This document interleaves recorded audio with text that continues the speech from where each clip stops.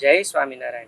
श्री स्वामीनारायण गुरुकुल राजकोट संस्थान द्वारा आयोजित श्री स्वामीनारायण गुरुकुल ज्ञानबाग सीबीएसई बोर्ड में आप सब विद्यार्थी मित्रों का हार्दिक स्वागत है। आज हम इन कोरोना काल में योगिक क्रियाओं को योग के माध्यम से देखेंगे और यौगिक जोगिंग की क्रियाओं को हम विशिष्ट अभ्यास क्रम के माध्यम और प्रायोगिक और प्रैक्टिकल के माध्यम से देखेंगे। तो आइए हम इस योगिक क्रिया और जोगिंग क्रियाओं को प्रैक्टिकल योग के माध्यम से देखें।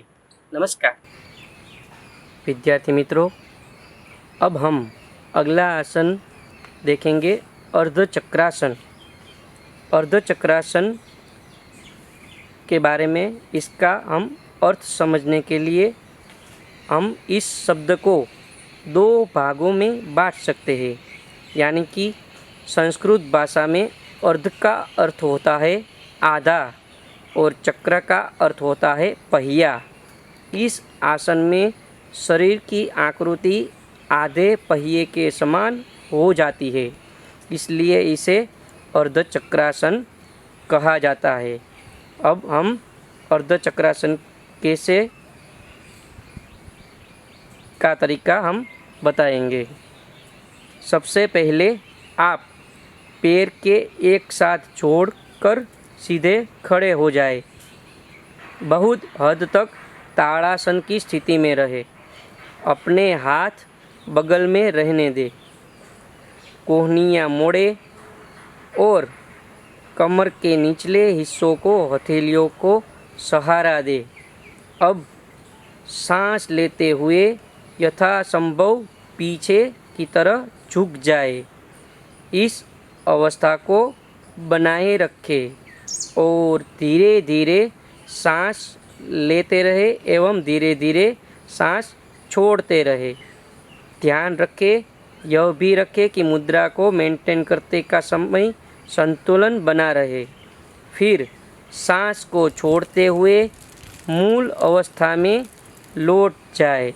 यह एक चक्र हुआ। फिर से एक बार इसी अवधि को हम दोबारा देखेंगे। सबसे पहले आप पैर एक साथ जोड़कर सीधे खड़े हो जाए। बहुत हद तक यह ताड़ासन की स्थिति में रहे। अपने हाथ बगल में रहने दे और कोहनियों को मोड़े और कमर के निचले हिस्से को हथेलियों के द्वारा सहारा दे। अब सांस लेते हुए यथासंभव पीछे की ओर झुक जाए। इस अवस्था को बनाए रखें और धीरे धीरे सांस ले और एवं धीरे धीरे सांस को छोड़े। ध्यान रखें कि मुद्रा को मेंटेन करते हुए समय संतुलन बना रहे और फिर सांस छोड़ते हुए मूल अवस्था में लौट जाए। यह दूसरा चक्र हुआ। अब आप इस तरह से 5 से 7 बार इस आसन को दोहराते रहे। अब हम विद्यार्थियों को यानी कि बच्चों को अर्धचक्रासन से होते हुए लाभ के बारे में देखेंगे। तो इसके लाभ के फायदे कुछ महत्वपूर्ण बच्चों में फ़ायदे बताते जाते हैं। तो पहला है अर्धचक्रासन पेट की चर्बी के लिए। इस अभ्यास करने से पेट की चर्बी घटती है। दूसरा, बच्चों में अर्धचक्रासन डायबिटीज़ के लिए है। इसका नियमित अभ्यास करने से खून में शुगर को कंट्रोल किया जाता है। यह पैंक्रियास को एक्टिवेट करता है और इंसुलिन की सही मात्रा खून में बनाए रखने में भी मदद करता है। तीसरा लाभ, बच्चों में अर्धचक्रासन से गर्दन आराम। इस एक्सरसाइज से गर्दन के दर्द को कम किया जा सकता है और पीठ की मांसपेशियों में संतुलित खिंचाव लेकर आता है और पीठ की कोई अतिरिक्त समस्या हो तो दूर हो जाती है। अब बच्चों के लिए अर्धचक्रासन क्या उपयोगी है ज़्यादातर? तो कमर के लिए उपयोगी है। यह कमर के दर्द से परेशान होता है कोई, तो यह एक्सरसाइज का या योगासन का प्रैक्टिस करे तो हमेशा कमर दर्द से छुटकारा पाया जा सकता है। और अर्धचक्रासन साइटिका के लिए भी आवश्यक है। अब हम अर्धचक्रासन की सावधानियों को भी देखते रहें। तो इसमें हमें क्या सावधानी बरतनी पड़ेगी, तो कमर दर्द में इस आसन को करने से बचना चाहिए। सिर को झटके के साथ पीछे नहीं ले जाना चाहिए। स्लिप डिस्क एवं साइटिका वाले को यह योगाभ्यास किसी विशेषज्ञ की निगरानी में करना चाहिए। और इस आसन करने के बाद आगे झुकने वाली मुद्रा करनी चाहिए, यानी कि ये आसन करने के बाद हमें आगे झुकने वाली क्रिया भी करनी चाहिए, जिससे कि हमें इस आसन से कोई गैर लाभ ना हो। तो आज हमने इस अर्धचक्रासन को के बारे में देखा, उसका योगाभ्यास देखा, उससे सावधानी बरतने को देखा और उसके बच्चों में होने वाले लाभ को भी देखा। जय स्वामीनारायण विद्यार्थी मित्रों, श्री स्वामीनारायण गुरुकुल राजकोट संस्थान द्वारा आयोजित CBSE Shri Swaminarayan Gurukul Gyanbag CBSE board में आप सब विद्यार्थियों का हार्दिक स्वागत है। आज हम योगाभ्यासों के द्वारा जो बैठे बैठे होते हुए जो आसन है उसके बारे में हम देखेंगे, उसका अभ्यास करेंगे और उस आसन से हमें होते हुए लाभ, उससे सावधानी क्या बरतनी चाहिए और उसमें बच्चों को सविशेष जो उस आसन से लाभ होते हैं उसके बारे में हम उसकी जानकारी देंगे। आज हम विद्यार्थी मित्रों बैठे हुए आसन में पद्मासन कैसे किया जाता है, उस आसन से बच्चों में क्या लाभ मिलता है और उसके लिए सावधानी क्या बरतनी चाहिए उसके बारे में हम देखेंगे। तो ध्यान के लिए प्रमुख आसन है पद्मासन। संस्कृत शब्द पद्म का अर्थ होता है कमल, इसीलिए पद्मासन को कमलासन भी कहते हैं। ध्यान मुद्रा के लिए यह आसन महत्वपूर्ण है। इस आसन की अब हम क्रिया देखेंगे। सबसे पहले दोनों पैरों को सीधा करके दंडासन की स्थिति में भूमि पर बैठ जाए। स्टेप 2, दाहिने पैर के अंगूठे को बाएं हाथ से पकड़कर घुटने मोड़ते हुए दाहिने पैर के पंजे को बाईं जांघ के मूल पर रखिए। स्टेप नंबर 3, बाएं पैर के अंगूठे को दाहिने हाथ से पकड़कर घुटने मोड़ते हुए बाएं पैर के पंजे को दाहिनी जांघ पर के मूल पर रखिए। उसके बाद दोनों घुटने भूमि पर टिके हो और पैर के तलवे आकाश की ओर, रीढ़, गला व सीधी रेखा में रखिए। उसके बाद हथेलियों को घुटनों पर रखिए या एक हथेली को दूसरी हथेली पर गोद में भी रख सकते हैं। आंखें बंद करके सांसों को गहरा खींचते हुए सामान्य गति कर ले। फिर उसके बाद आसन से वापस लौटने के लिए पहले बाएं पैर के पंजे को दाहिने हाथ से पकड़कर लंबा कर दे। फिर दाहिने पैर के पंजे को बाएं हाथ से पकड़कर लंबा कर दे और पुनः दंडासन की स्थिति में आ जाए। यह एक ओर से किया गया आसन है। अब आप पहले बाएं पैर को जंघा पर रखकर इस आसन को भी कर सकते हैं। तो हमने इस आसन की क्रिया को देखा और इसी आसन में हम दूसरी स्थिति भी देखेंगे कि दोनों पैरों को सीधा कर दंडासन की स्थिति में भूमि पर बैठ जाए। स्टेप नंबर 2, दाहिने पैर को अंगूठे को बाएं हाथ से पकड़कर घुटने मोड़ते हुए दाहिने पैर के पंजे को बाईं जांघ के मूल पर रखिए।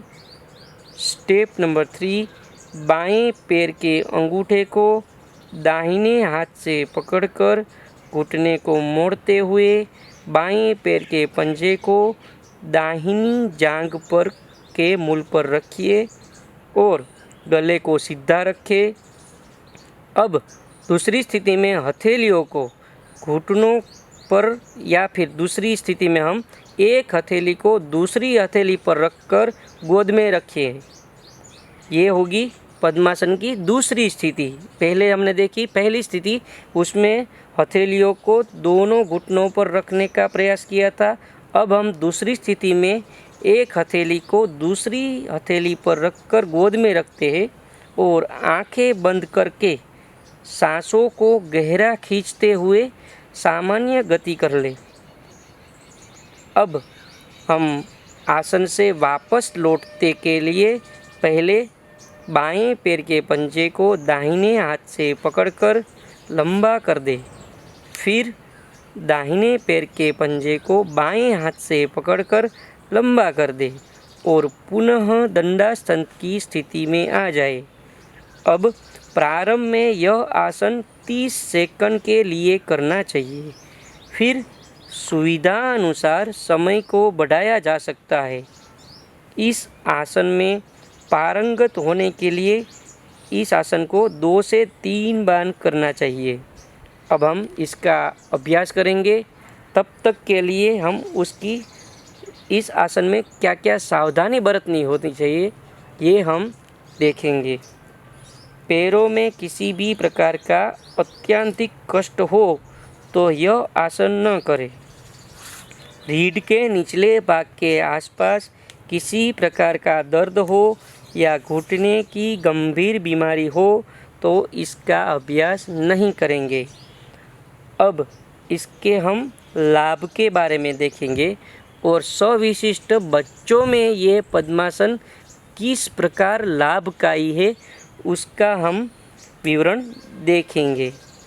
पद्मासन से बच्चों में पैरों का रक्त संचार कम हो जाता है और अतिरिक्त रक्त अन्य अंगों की ओर संचारित होने लगता है, जिससे उनमें क्रियाशीलता बढ़ती है।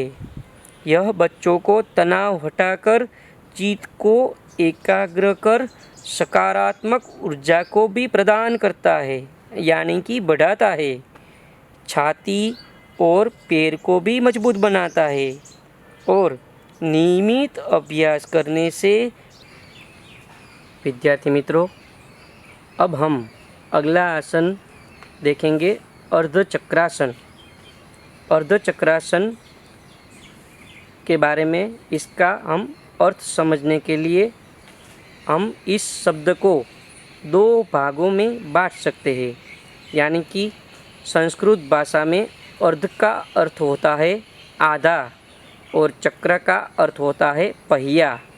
इस आसन में शरीर की आकृति आधे पहिए के समान हो जाती है, इसलिए इसे अर्धचक्रासन कहा जाता है। अब हम अर्धचक्रासन कैसे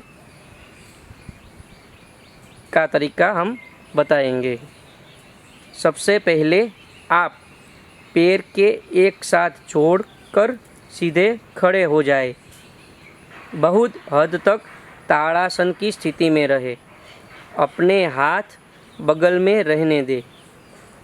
कोहनियाँ मोड़े और कमर के निचले हिस्सों को हथेलियों को सहारा दे। अब सांस लेते हुए यथासंभव पीछे की तरह झुक जाए।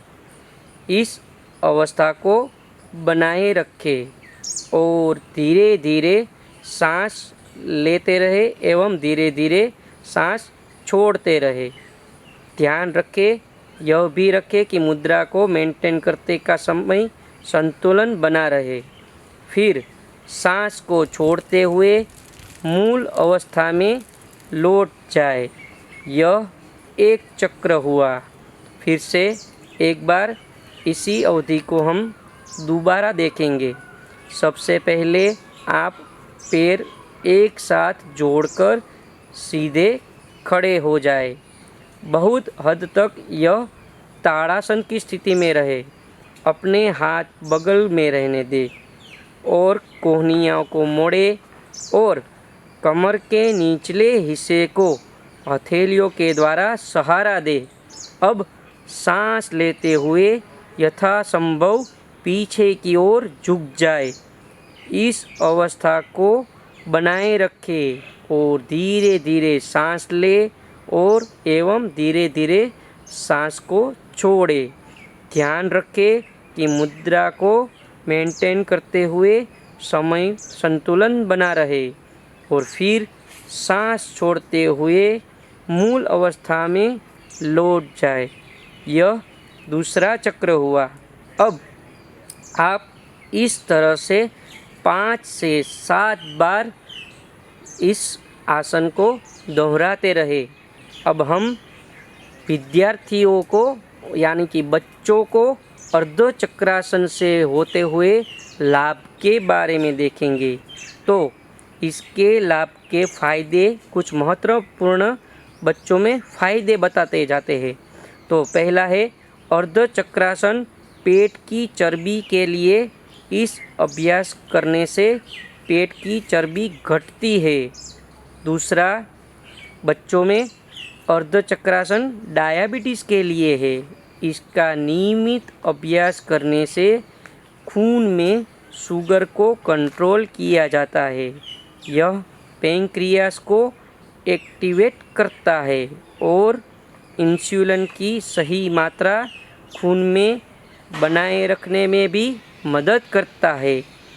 तीसरा लाभ, बच्चों में अर्ध चक्रासन से गर्दन आराम। इस एक्सरसाइज से गर्दन के दर्द को कम किया जा सकता है और पीठ की मांसपेशियों में संतुलित खिंचाव लेकर आता है और पीठ की कोई अतिरिक्त समस्या हो तो दूर हो जाती है।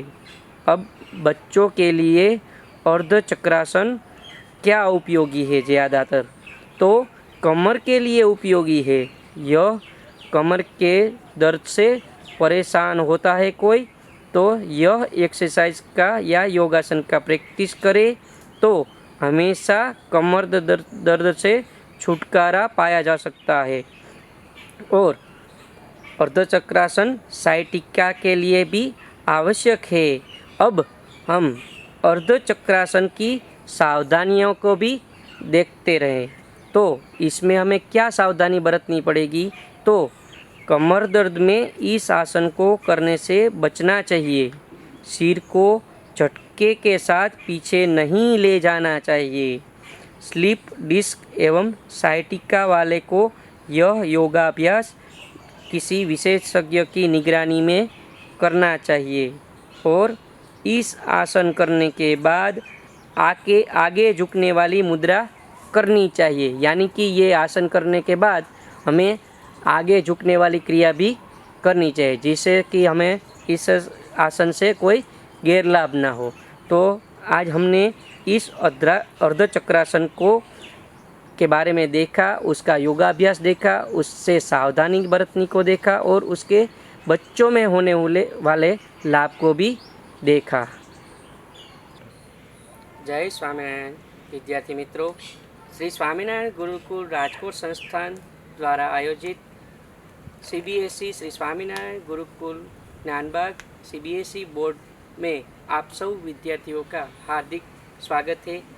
आज हम योगाभ्यासों के द्वारा जो बैठे बैठे होते हुए जो आसन है उसके बारे में हम देखेंगे, उसका अभ्यास करेंगे और उस आसन से हमें होते हुए लाभ, उससे सावधानी क्या बरतनी चाहिए और उसमें बच्चों को सविशेष जो उस आसन से लाभ होते हैं उसके बारे में हम उसकी जानकारी देंगे।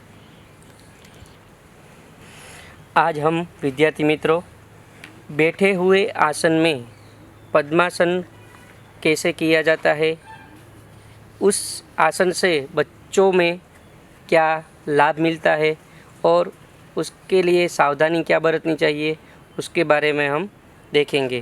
तो ध्यान के लिए प्रमुख आसन है पद्मासन।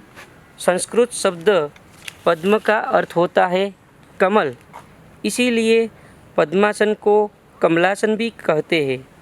ध्यान मुद्रा के लिए यह आसन महत्वपूर्ण है। इस आसन की अब हम क्रिया देखेंगे।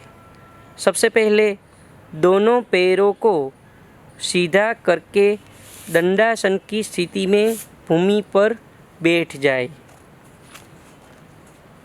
स्टेप 2, दाहिने पैर के अंगूठे को बाएं हाथ से पकड़कर घुटने मोड़ते हुए दाहिने पैर के पंजे को बाईं जांघ के मूल पर रखिए। स्टेप नंबर 3, बाएं पैर के अंगूठे को दाहिने हाथ से पकड़कर घुटने मोड़ते हुए बाएं पैर के पंजे को दाहिनी जांघ पर के मूल पर रखिए। उसके बाद दोनों घुटने भूमि पर टिके हो और पैर के तलवे आकाश की ओर, रीढ़, गला व सीधी रेखा में रखिए। उसके बाद हथेलियों को घुटनों पर रखिए या एक हथेली को दूसरी हथेली पर गोद में भी रख सकते हैं। आंखें बंद करके सांसों को गहरा खींचते हुए सामान्य गति कर ले। फिर उसके बाद आसन से वापस लौटने के लिए पहले बाएं पैर के पंजे को दाहिने हाथ से पकड़कर लंबा कर दे।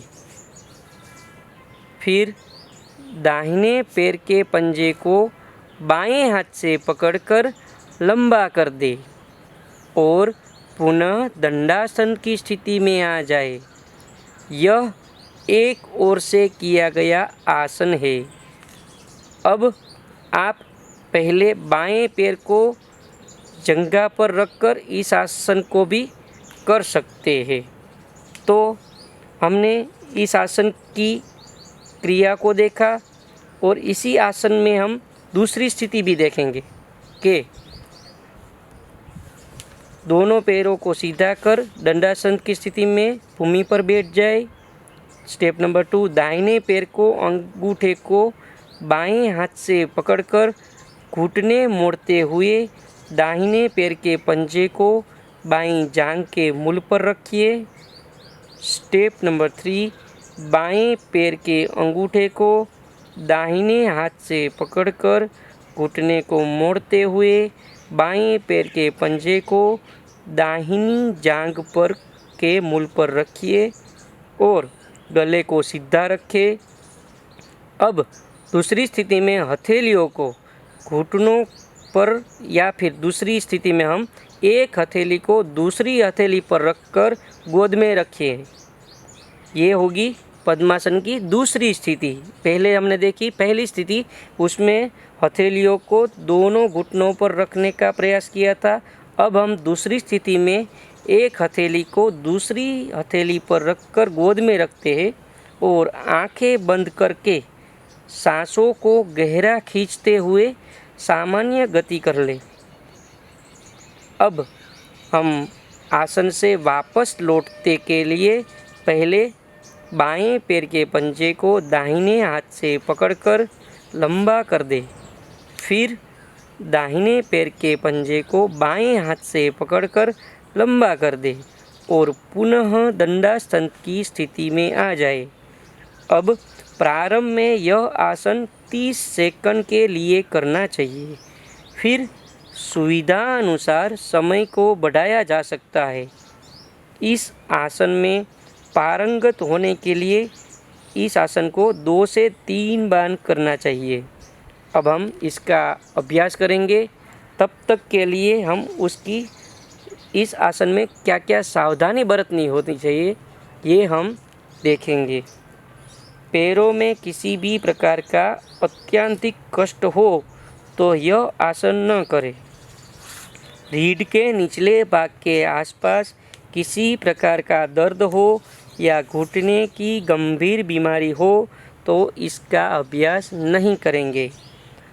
अब इसके हम लाभ के बारे में देखेंगे और सविशिष्ट बच्चों में ये पद्मासन किस प्रकार लाभकारी है उसका हम विवरण देखेंगे। पद्मासन से बच्चों में पैरों का रक्त संचार कम हो जाता है और अतिरिक्त रक्त अन्य अंगों की ओर संचारित होने लगता है, जिससे उनमें क्रियाशीलता बढ़ती है। यह बच्चों को तनाव हटाकर चित्त को एकाग्र कर सकारात्मक ऊर्जा को भी प्रदान करता है, यानी कि बढ़ाता है। छाती और पैर को भी मजबूत बनाता है और नियमित अभ्यास करने से